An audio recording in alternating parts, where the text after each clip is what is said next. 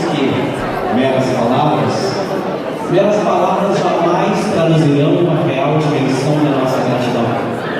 Vocês nos abençoaram com a sofisticação do raciocínio jurídico, nos apresentaram o requinte e o refinamento da razão.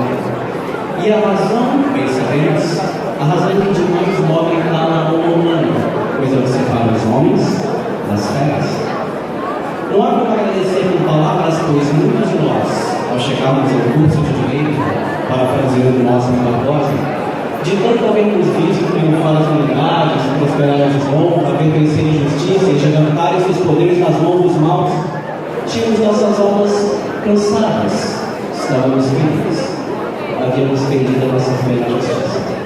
Porém, vocês, abnegados mestres, vocês nos resgataram do lamaçal da descrença e da desesperança e substituíram aquela fé moribunda pela firme e alicerçada convicção de que além dessas paredes ainda existe um sonho chamado Brasil, uma nação a ser construída, uma causa pela qual lutar.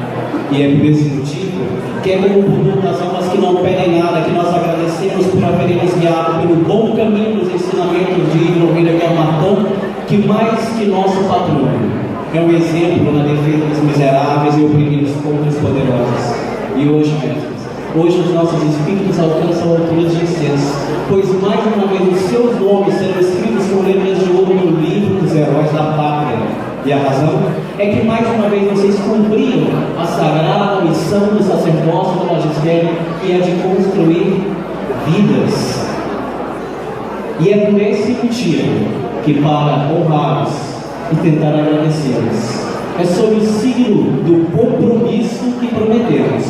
Nós não trairemos o nosso juramento, nós não nos venderemos por 30 dinheiros, e nós lutaremos nas trincheiras do direito para transformar essa fria ordem de validades que são os garanteiros da lei de justiça. E mais tarde, quando nos perguntarem como foi possível que nós recobrássemos o nosso civismo, como foi possível que nós enxergássemos mais longe e entendêssemos o nosso papel que está na Constituição, no artigo 133, nós responderemos com mais bonito, que foi porque nós estivemos sobre os ombros de gigantes. Que os demais presentes ouçam e anotem.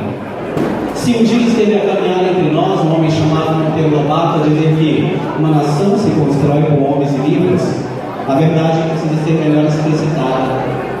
Na verdade, são os professores quem jamais deixou que esse país caísse de joelhos diante das nações estrangeiras. Nossos mestres, nossos heróis, mais do que a nossa profunda gratidão, receba a nossa solene e eterna reverência. E que o grande arquiteto do universo os abençoe nessa seara bendita, que é o ofício santo do magistério. Muito obrigado.